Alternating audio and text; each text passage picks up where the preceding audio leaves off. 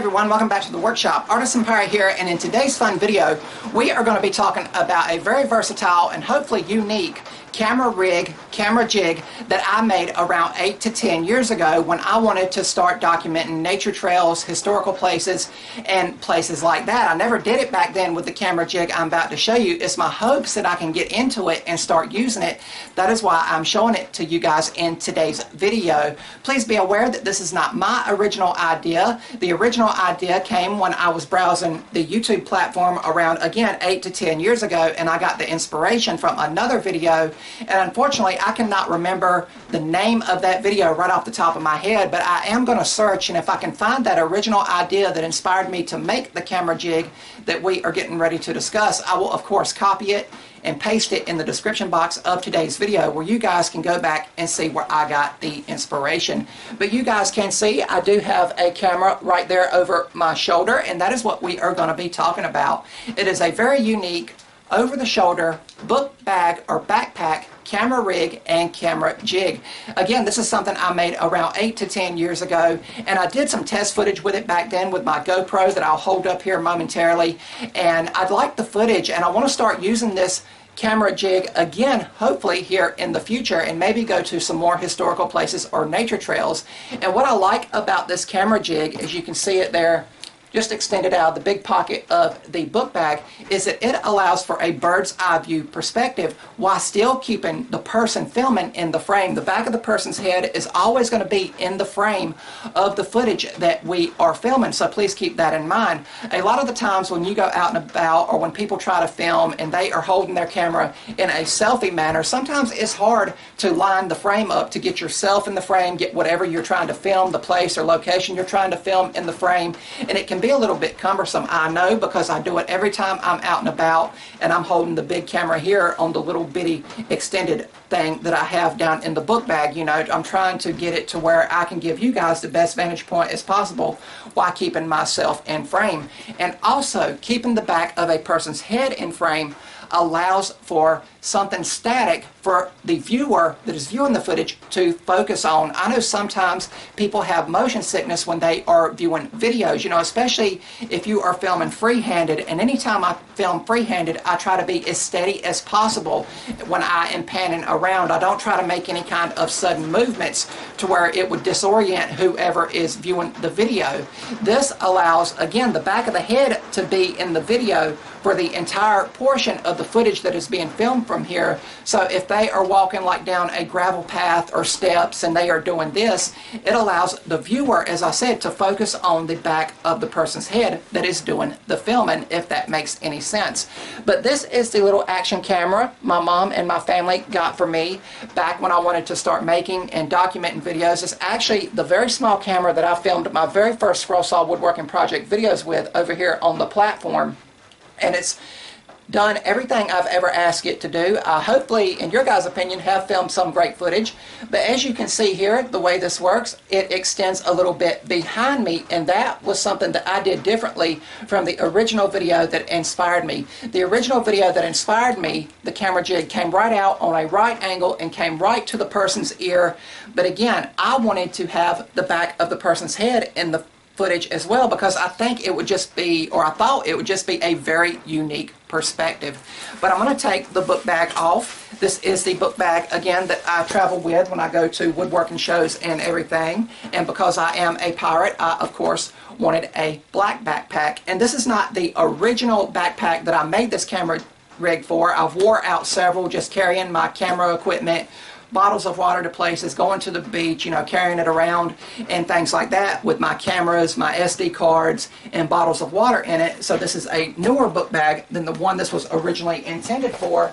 But as you can see, it easily zips up into the big pocket of the backpack, and it was sized to the laptop that I have that I now use for laser engraver videos. I kind of just roughly measured it out, and I picked up pretty much everything you see here at the local Lowe's Home Improvement warehouse. Is pretty much all PVC pipe except for what's up here, and we'll talk about it. There is some straights here, there's some right angles, there is a T, there is the angle that allows for it to swoop back to give, you know, the back of your head in the shot, and then some couple more angles and straight pipes. PVC pipe is relatively cheap and inexpensive, and I think at the time back in 2015, 2016, 2017 when I made this, it only cost me around $5 to $8 as US currency, give or take a few dollars. But I don't know why I wrapped it with electrical tape. I think I did it to hold everything together a lot tighter. It's not glued together in any way, shape, or form, so please be aware of that. And because the backpack that I carry at the time and the backpack I carry now is black, I spray painted the portion that extends out black as well, as opposed to that bright white of the PVC pipe. But one thing I have added since I originally made the camera jig here that we are talking about is this piece here. This is a 3D printed piece. It is a file from Thingiverse, and what it does is takes a 1/4 by 20 nut and bolt, and what this allows is for traditional cameras to be mounted on, because as you guys just seen, I unscrewed this one here. Most cameras have that 1/4 by 20 bolt. Keep in mind, this was meant for a GoPro action camera that I'm getting ready to hold up and talk about. But this here that I 3D printed, this is the third one I've 3D printed now, because I have one on another jig.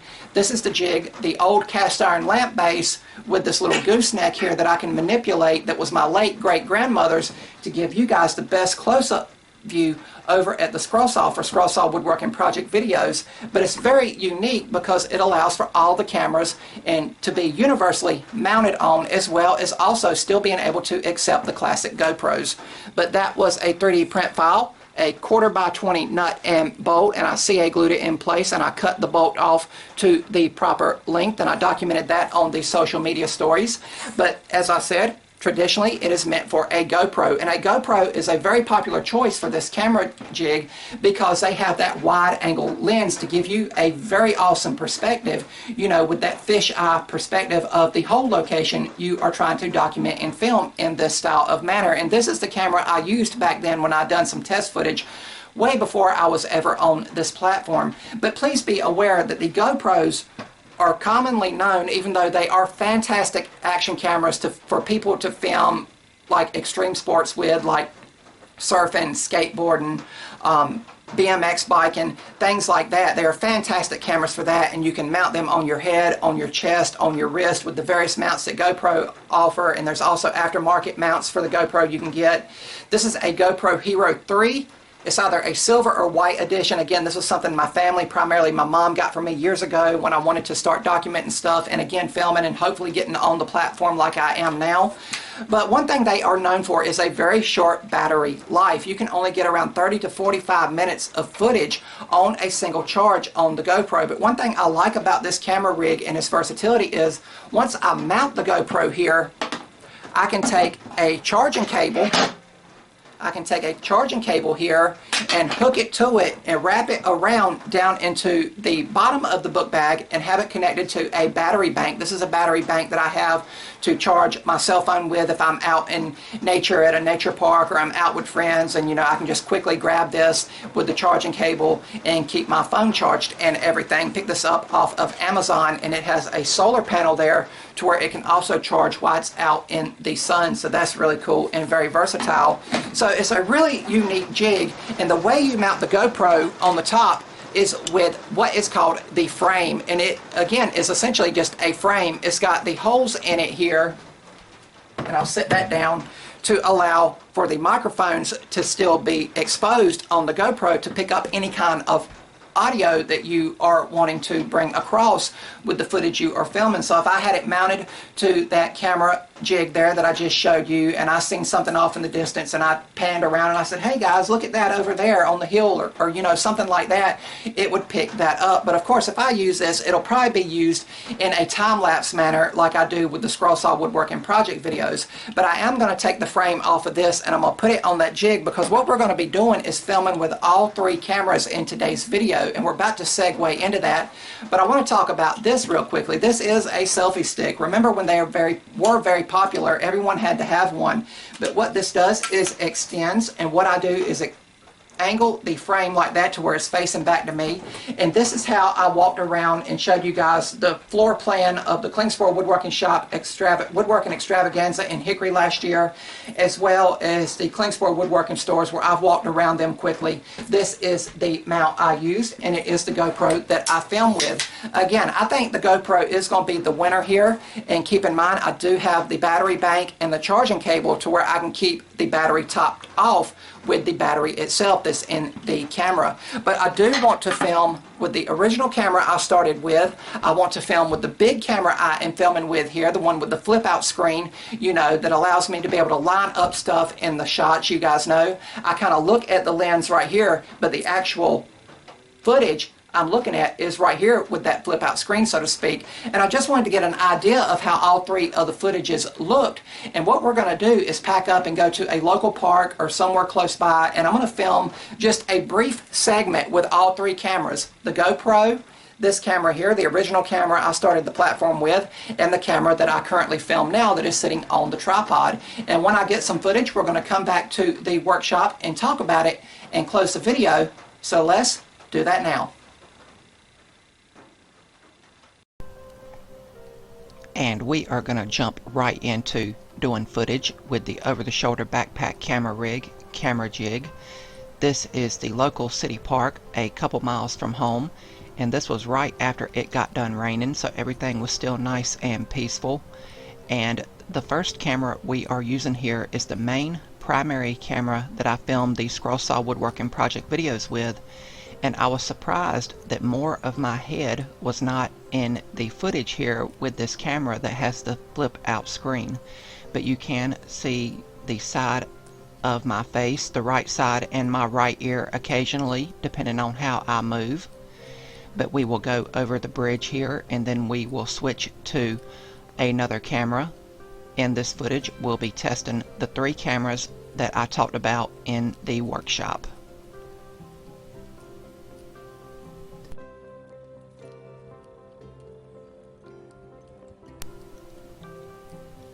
And once we get over the bridge here, I will take the backpack off and we will swap out cameras and continue along the path. For this portion of footage here, this is the small black Kodak PlaySport camera that I showed you guys that I filmed my original scroll saw woodworking project videos with, and it offers a little bit of a vantage point to include the back of my head here as intended with this over-the-shoulder camera rig. And keep in mind that the piece that is extended out of the backpack to go over my shoulder is not glued in place in any way, shape, or form, so I could reposition it to show even more of the backside of my head if I chose to do so when filming with the over-the-shoulder camera rig. But I will continue a little bit farther along the path here, and then we will swap out to the final camera, and this is the GoPro footage.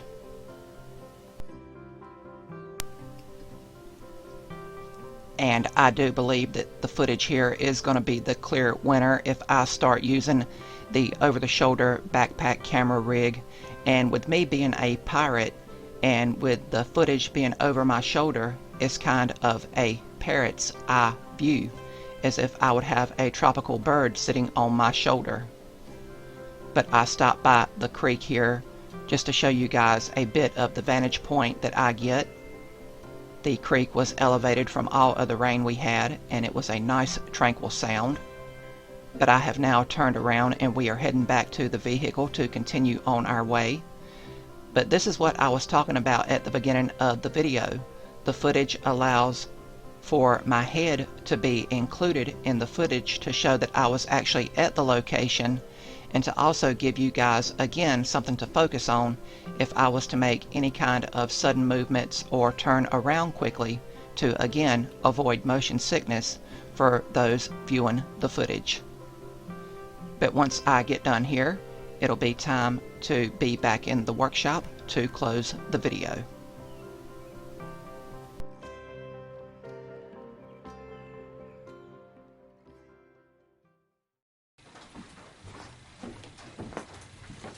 And that, my friends, is going to about wrap it up for today's video. Hopefully you guys found it informative from the start all the way until now as we are closing the video. I know it's a little bit different content that I'm traditionally known for. Primarily, I'm known as a scroll saw woodworking artist, and I thank you all for following along and tuning into a video like this. It was just something different that I wanted to film and document and bring to the platform. At the beginning of the video, we talked about the history and what inspired me to make the camera jig and the reason why I wanted to make it, and then we segued into some test footage where we tested the 3 cameras I talked about in today's video, and now we are closing the video. And I'm pretty confident that the sure winner for the footage that we filmed at the local park is going to be the GoPro action camera here, because it just offers that beautiful fisheye wide angle perspective to where it really captures everything in a beautiful wide angle while still allowing the back of the person's head to still be in the footage or the photo to prove that the person was actually there and filming the stuff and not having to film in kind of a selfie way, if that makes any sense. Keep in mind, the GoPro also takes photos, and even as old as this GoPro here is, it's a Hero 3 action camera, and I can't remember if it's the white or the silver edition, but there's still applications available on the app stores for cell phones to where I can turn the camera on and off with Bluetooth capabilities, and to where I can also take still photos with it. So let's just say if I was out and about and I was standing on the edge of a cliff, just for conversation's sake. There's no cliffs around here to my knowledge, but if I was standing there or standing next to a waterfall, a ledge or something, and I wanted to get a photo with the back of my head in it, you know, again, as I said at the beginning, to prove that the person was actually there taking the photo, filming the footage, things like that, I could have the phone with the apps loaded up down at my side and quickly just snap a photo without the phone being in the perspective as well. Hope that makes some sense. But I'm pretty confident that the action camera, the GoPro here, is going to be the clear winner when it comes to filming with this. Of course, I have that battery bank, and I also have the charging cables down in the book bag, as well as the other camera equipment that I travel with. It is my hopes that I can once again get out to some nature trails and nature parks and film those and document them. And if you guys would like to see me start using this over-the-shoulder camera rig in those videos when I'm out and about, please let me know down in the comments. I know Alamance Parks in my area, Alamance Parks NC, they do a phenomenal job with upkeeping and taking care of all of the hiking trails, the nature trails, and the parks and places around town. And I would like to go back and film them. Maybe it's time for a revisit to Cedar Rock Park or historic Glen Cove. We've brought videos to the platform a couple years ago, and I was really happy with filming those because I was getting out of the workshop and being active and everything.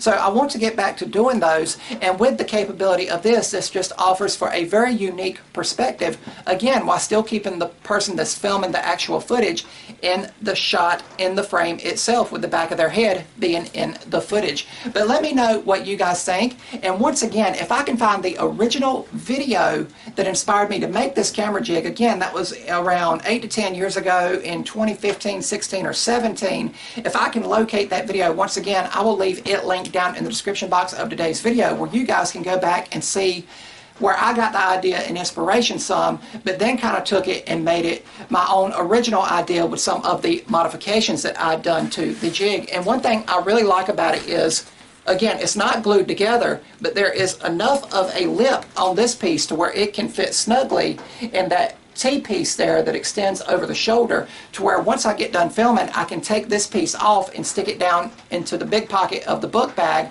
without it being out here, especially if it would start raining or weather or something like that. You know, it could be comfortably stored away. And because it's made out of PVC pipe and the cameras are not heavy at all, overall the whole camera jig, the whole camera rig, so to speak, is very lightweight, and I really don't even know that it is in the book bag. So again, very creative, very versatile, and I hope you guys once again enjoyed the video from start to finish, even though it's a little bit different content that I am traditionally known for over here on the platform. But that's going to be about all for this one. If you're new to the channel, hopefully you'll click that subscribe button, and also follow me across all my social media feeds under the Artisan Pirate name. As always, links to contact me as well as all my social media feeds will always be linked down in the description box below these videos. That's about all for this one, and remember guys, if I can make it or do it, so can you guys. I'm the Artisan Pirate. Take care, and I'll see you guys real soon.